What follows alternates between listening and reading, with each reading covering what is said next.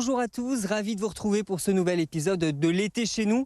Aujourd'hui, on se retrouve à Éveux, un village à côté de l'Arbrel, à environ 35 minutes en voiture de Lyon.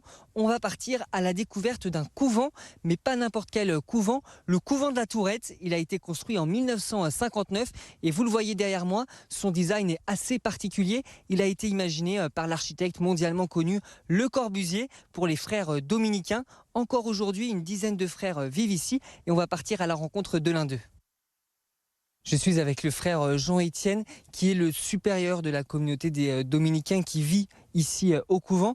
Alors avant de parler des dominicains, Jean-Étienne, est-ce qu'on peut parler de ce bâtiment? Expliquez-moi comment ça se fait qu'on retrouve un bâtiment du Corbusier ici au milieu de la campagne de l'Arbrel. Alors effectivement, c'est étonnant pour plusieurs raisons, parce qu'un couvent dominicain normalement est en ville et là on est à la campagne. Et en plus, Le Corbusier, qui n'aimait pas faire des églises, il va faire un couvent. Alors là, la question, c'est plutôt qu'il y a eu une belle rencontre entre les dominicains qui avaient besoin de faire une école pour les frères qui allaient devenir prêtres, et qui devaient se former, donc ce qu'on appelait un studium, et Le Corbusier qui, lui, est heureux de faire un lieu de vie, c'est-à-dire un lieu où il n'y a pas seulement une chapelle, une église, mais aussi un couvent, un lieu d'habitation. Et voilà, c'est ça qui va se passer. Le frère Alain Couturier, à l'époque, grand artiste reconnu, préfère demander à un architecte de renom plutôt qu'à quelqu'un qui comprendrait d'emblée les enjeux, mais qui ferait quelque chose qui ne serait pas beau selon l'art contemporain. Alors je vous propose qu'on aille faire là, un petit peu le tour du bâtiment. Je vois qu'il y a des escaliers, on peut descendre.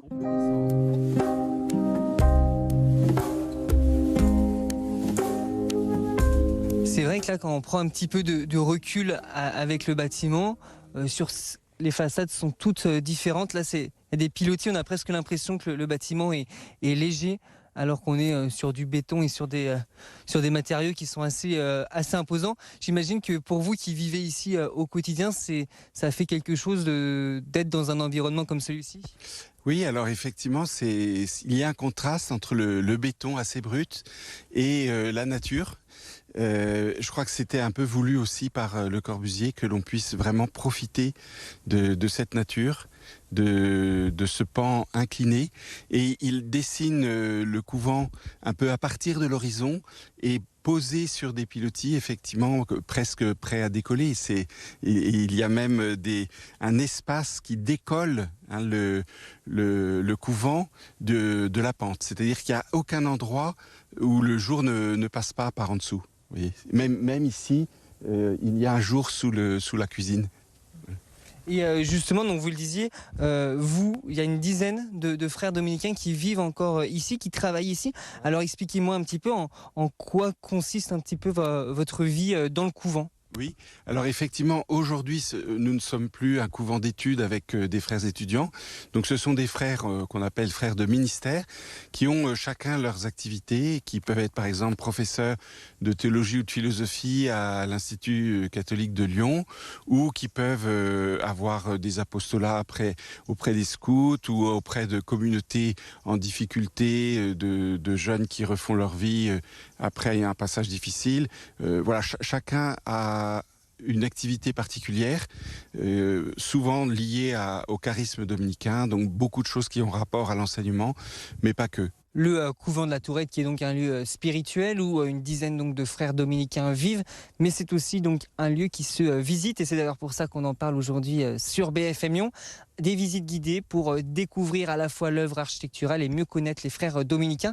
Et on va aller se greffer à une visite guidée qui vient de commencer pour pouvoir aller visiter l'intérieur. Allez, venez.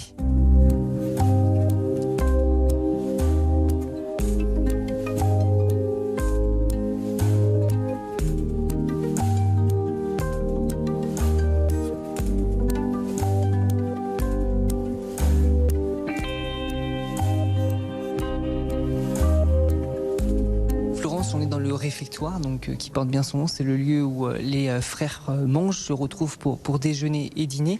Et qu'est-ce qu'il a de particulier ce réfectoire? Eh bien, ce réfectoire, c'est le modèle type de ce qu'on appelle l'architecture moderne, et notamment le plan libre et la façade libre, avec une ossature vraiment centrale, suffisamment monumentale pour porter tout le bâtiment, et des ouvertures de chaque côté qui permettent de faire rentrer la lumière, de faire rentrer l'air, et de vraiment savoir cette ossature centrale et les façades libres de chaque côté. C'est vrai qu'on rentre dans cette pièce, on est très vite attiré, notre regard est attiré vers cette baie vitrée, enfin ces fenêtres immenses qui donnent une vue sur l'Arbrel et sur Bully, sur les premiers monts du Lyonnais, avec cette ouverture effectivement jusqu'à à peu près une trentaine de kilomètres, et qui marque aussi le lieu en tant que lieu ouvert sur le monde extérieur. On n'a pas de vis-à-vis, mais on a toujours justement cette vue, quel que soit l'endroit où on se situe dans le couvent notamment, on a toujours un point de vue sur ce qui se passe à l'extérieur. Donc là, Florence vient d'ouvrir la porte principale de l'église, qui est un peu la pièce maîtresse de ce couvent, et on va pouvoir visiter l'église donc.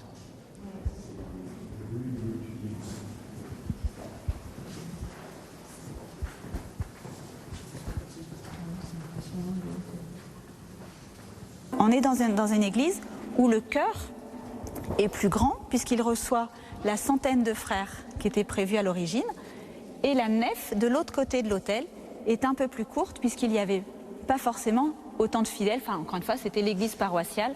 C'était vraiment réservé aux quelques proches de la communauté, celles et ceux qui venaient quand ils le voulaient.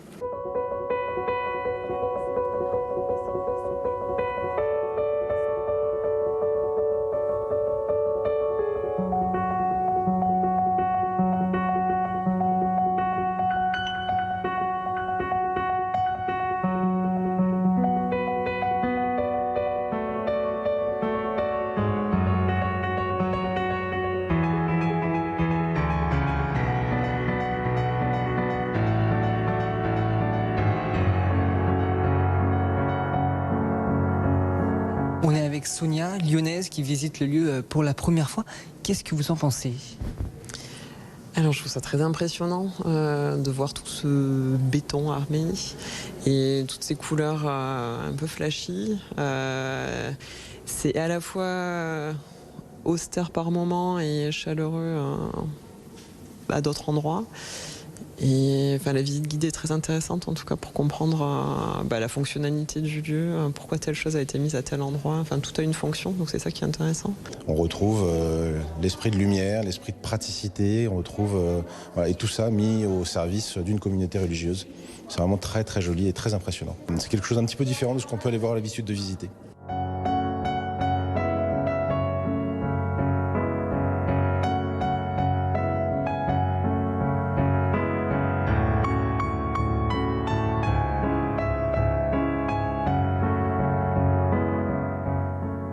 Donc là, ici, Florence, on arrive dans la crypte. Expliquez-moi un peu son rôle. Alors la crypte était un espace qui permettait à tous les prêtres de la communauté, dans les années 60, enfin en tout cas début des années 60, pour célébrer les messes individuelles quotidiennes, comme la règle religieuse l'exigeait. Donc c'était un espace qui est vraiment en dehors du couvent, c'est-à-dire et dans sa forme, avec un peu de géométrie, puis surtout les murs qui commencent à osciller. Donc là, on perd la notion de modulor et de géométrie qu'on retrouve partout dans le bâtiment. On a aussi ce sentiment, on est dans un espace qui nous donne l'impression d'être souterrain, mais qui ne l'est pas. On est dans un espace où la lumière est quasiment stable toute la journée, donc en dehors du temps. Donc c'est vraiment un lieu unique pour une fonction unique, et dans sa forme, et dans la lumière, et dans les couleurs. Il est midi pile, c'est l'heure de la messe qui est célébrée ici tous les jours, où le public, tous les habitants de la région peuvent suivre ces messes. Forcément, on est en semaine, donc il y a peu de monde. On va pouvoir suivre les premières minutes en toute discrétion, évidemment.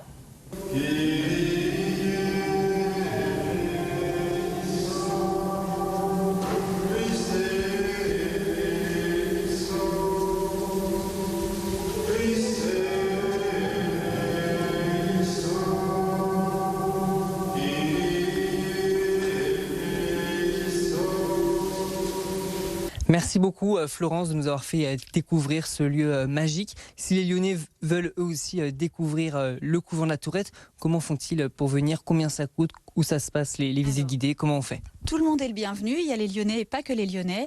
On a des visites quotidiennes jusqu'au 31 août à 10h, à 14h et à 16h, sauf le dimanche matin et le 15 août quand on laisse l'église aux frères pour les offices. Une visite dure à peu près 1h30, coûte 10 € par personne et ça peut être réservable en ligne sur notre site couventdelattourette.fr. On vous souhaite un très bel été sur BFM Lyon.